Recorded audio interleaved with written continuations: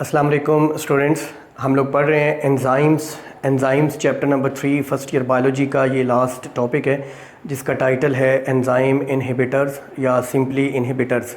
Students, inhibit का मतलब होता है टू स्टॉप और टू ब्लॉक। एंजाइम इनहिबिटर्स ये वो केमिकल सब्सटेंसेस हैं जो सबस्ट्रेट की जगह पर एंजाइम के साथ अटैच हो जाते हैं, एंजाइम के साथ रिएक्ट कर जाते हैं, लेकिन प्रोडक्ट्स में ट्रांसफॉर्म नहीं होते, प्रोडक्ट्स में कन्वर्ट नहीं होते, क्योंकि एंजाइम अपने सबस्ट्रेट के लिहाज से स्पेसिफ़िक होता है। ये उस सबस्ट्रेट की जगह पर एंजाइम से रिएक्ट कर जाएंगे लेकिन प्रोडक्ट्स में कन्वर्ट नहीं होंगे, और एंजाइम का जो एक्टिव साइट है उसको टेम्परेरीली या परमानेंटली ब्लॉक कर देंगे। इनको एंजाइम इनहिबिटर्स कहते हैं। फ़र्स्ट ऑफ़ ऑल मैं आपको डेफिनेशन बता दूं।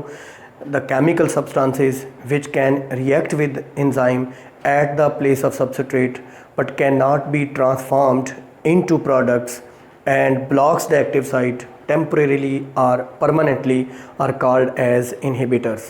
Inhibitors जो हैं ये products में convert नहीं होते, ये enzyme के active site को block कर देते हैं। ये enzyme को permanently या temporarily inhibitor दो तरह के हैं, उनकी आगे चल के हम टाइप्स देखते हैं। irreversible हैं, रिवर्सिबल हैं, जिनके इफ़ेक्ट को रिवर्स किया जा सकता है और जिनके इफ़ेक्ट को रिवर्स नहीं किया जा सकता वो देखते हैं।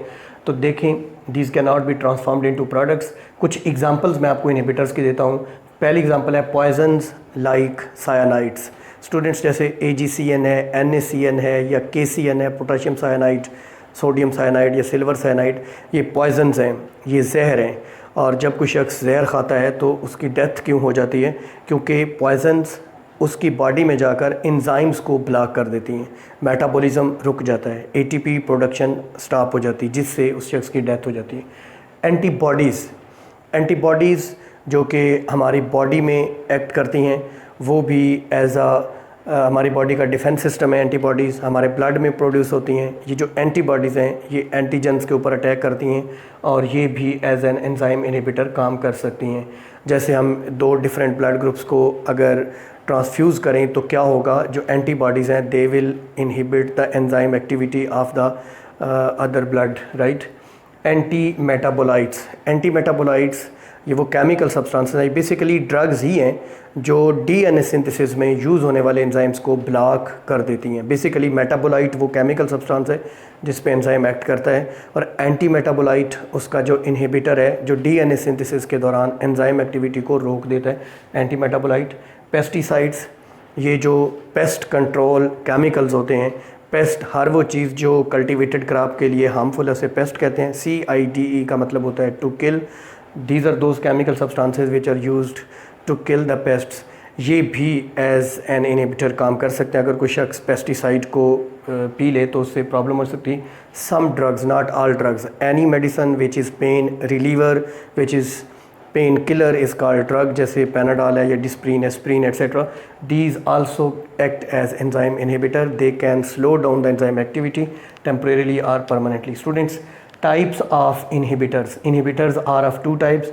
Number 1 irreversible inhibitors and number 2 reversible inhibitors. अगर आप इस लफ्ज़ पे फोकस करें तो irreversible means the effect of these enzymes, the effect of these inhibitors can not be reversed, ठीक है। दे occupy active site at the place of substrate, they occupy the active site. Active site is that site, is that place, is that part of the enzyme which react with the substrate, which bind with the substrate and convert it into the product, or in other words it catalyze the chemical reaction. So वो वाले inhibitors जो active site के साथ अटैच हो जाते हैं वो इरिवर्सिबल कहलाते हैं। ये एंजाइम का ग्लोब्यूलर स्ट्रक्चर डिस्ट्रॉय कर देते हैं, कम्प्लीटली एंजाइम को तबाह कर देते हैं। Enzyme become unable to catalyze any chemical reaction क्योंकि इसकी एक्टिव साइट परमानेंटली ब्लॉक हो गई है। ये एक्टिव साइट के साथ कोवेलेंट बॉन्ड बनाते हैं। Covalent bond is a strong bond which isn't easy to break. So students, आपने याद रखना है कि इरिवर्सिबल इनहिबिटर्स इरिवर्सिबल इसलिए हैं कि ये एंजाइम के साथ क्या बनाते हैं, कोवेलेंट बॉन्ड बनाते हैं, और ये उसको फिज़िकली ब्लॉक भी कर सकते हैं। ज़ाहिर है फिज़िकली ब्लॉक का मतलब वहाँ पे अगर एक्टिव साइट की जगह पे लग जाएंगे तो active site will be physically blocked and no more substrate will be able to attach with that site. दूसरी, reversible inhibitors, the effect of these inhibitors can be reversed. ये वीक लिंकेज बनाते हैं। देखें ये कोवेलेंट बॉन्ड बनाते हैं, सो irreversible है, permanent है, ये ब्लॉक कर देंगे, डिस्ट्रॉय कर देंगे। ये वीक लिंकेज बनाते हैं और इनके इफेक्ट को न्यूट्रलाइज किया जा सकता है कम्प्लीटली या पार्टली, कम्प्लीटली या पार्शली, जुज़वी तौर पे या मुकम्मल तौर पे। कैसे?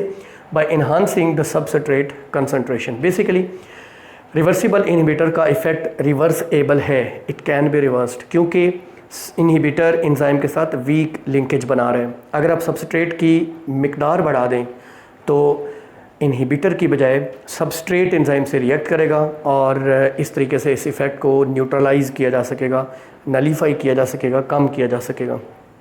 ये जो रिवर्सिबल है ये फर्दर दो किस्म के हैं, एक हैं कंपेटिटिव इनहिबिटर्स और दूसरे हैं नॉन कंपेटिटिव। स्टूडेंट्स यहाँ समझ लीजिए, ये जो कंपेटिटिव हैं ये एक्टिव साइट पे अटैच होते हैं, जो नॉन कंपेटिटिव हैं वो एक्टिव साइट के अलावा एंजाइम की किसी और प्लेस पर, किसी और साइट पर अटैच होते हैं। ये एक्टिव साइट के साथ अटैच होते हैं, इसलिए ये सबस्ट्रेट के साथ एक्टिव साइट पे अटैच होने के लिए compete करते हैं, मुकाबला करते हैं। याद रहे कंपेटिटिव इनहिबिटर का क्या मतलब है? Competitive reversible inhibitors are those inhibitors which attach at the active site of the enzyme, so they compete with the substrate to attach at the active site, right? So these are called as competitive. Non-competitive inhibitors attach at a site other than active site, and that site other than active site is called as allosteric site. उसको allosteric site कहते हैं। हमारी book में ये term given नहीं है लेकिन आपने नोट कर लें। allosteric site is that site where the non-competitive reversible inhibitors attach with the enzyme.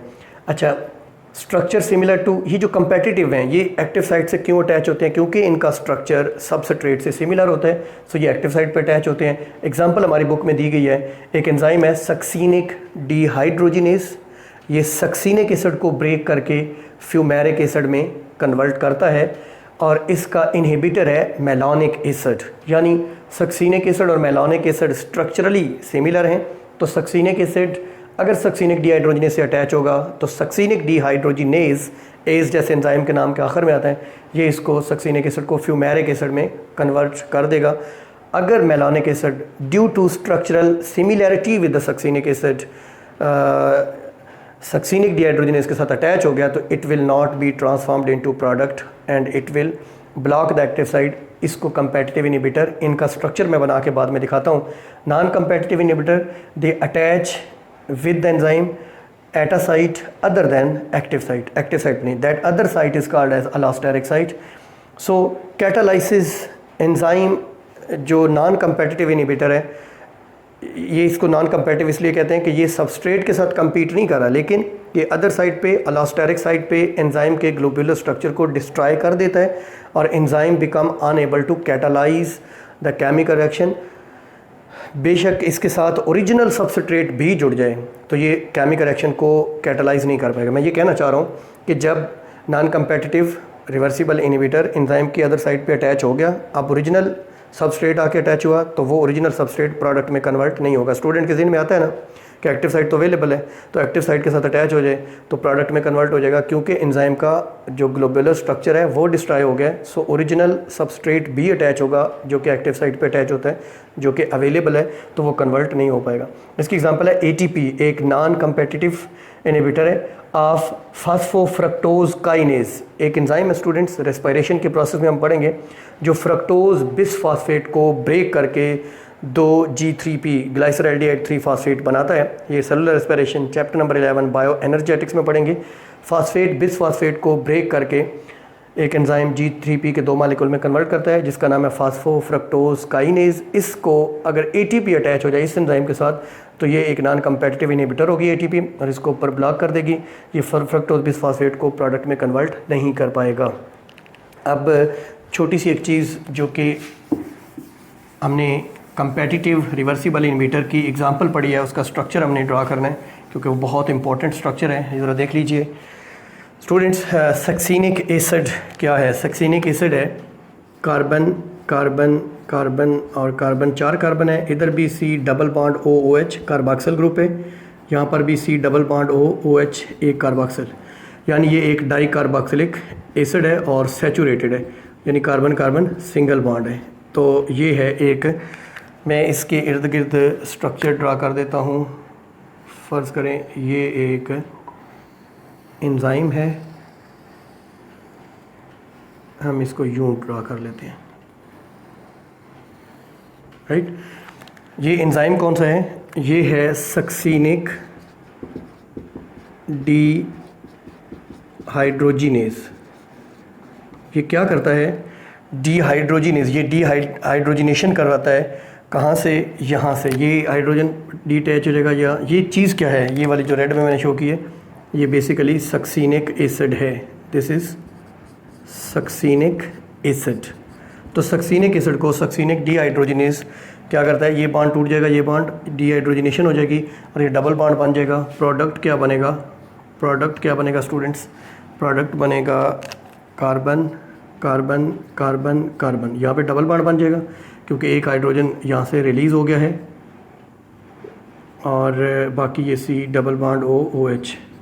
इसको हम बोलेंगे फ्यूमेरिक एसिड।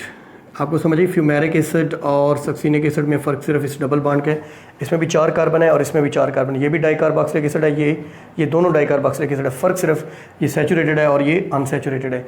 ये डबल बॉन्ड है कार्बन कार्बन का, दरमियानी जो कार्बन है यहाँ पे सिंगल बॉन्ड है। सिंगल बॉन्ड हो तो सक्सीनिक एसिड। ये दिस इज़ द प्रोडक्ट। तो ओरिजिनल सबस्ट्रेट अगर अटैच हुआ तो एक्टिव साइट के ऊपर अटैच हुआ। This is the active site which catalyse the reaction. अब स्टूडेंट्स देखिएगा मेलानिक एसिड स्ट्रक्चरली कैसे डिफरेंट है। इसमें 3 कार्बन होते हैं, 3 C double bond OH, C double bond OH, इसके साथ एक हाइड्रोजन। अब चूँकि ये स्ट्रक्चरली इसके साथ ये भी डाइकार्बोक्सिलिक है और ये भी डाइकार्बोक्सिलिक है, स्ट्रक्चरली सिमिलर है सक्सीनिक एसिड के। ये जो मेलानिक एसिड है ये 3 कार्बन वाला, ये अटैच तो हो गया है लेकिन इसे प्रोडक्ट्स में कन्वर्ट नहीं किया जा सकता। ये देखिएगा एंजाइम वही है सेम, मैंने कोशिश की है उसी तरह का स्ट्रक्चर बने। एंजाइम वही है succinic dehydrogenase, succinic dehydrogenase, but this chemical substance is not succinic acid but malonic acid. So malonic acid 3 carbon वाला है, इसको प्रोडक्ट में कन्वर्ट नहीं किया जा सकता, प्रोडक्ट में कन्वर्ट नहीं किया जा सकता। So no product. This malonic acid is the inhibitor. आपको समझिए कंपेटिटिव इनहिबिटर क्या होता है। ये भी एक्टिव साइट पे ही जुड़ा है स्ट्रक्चरल सिमिलैरिटी की वजह से, लेकिन ये 4 कार्बन वाला है तो यहाँ पे 2 कार्बन है जिनसे डीहाइड्रोजिनेशन होगी और एक डबल बॉन्ड बन जाएगा। यहाँ पे दरम्यान में तो कार्बन ही एक है, डीहाइड्रोजिनेशन कैसे होगी? और 2 कार्बन हो तो डबल बॉन्ड, नहीं तो नहीं बन सकता। सो ये है कंपेटिटिव इनहिबिटर्स जो कि एक्टिव साइट पे, जो एक्टिव साइट के अलावा किसी और स्ट्रक्चर पे जुड़े वो नॉन कंपेटिटिव इनहिबिटर्स कहते हैं। स्टूडेंट्स ये हमारा लास्ट टॉपिक था चैप्टर नंबर 3 एंजाइम्स का। इसके बाद एक्सरसाइज और फिर chapter number 4 the cell the cytology हम चैप्टर नंबर 4 में पढ़ेंगे। This is all about this topic.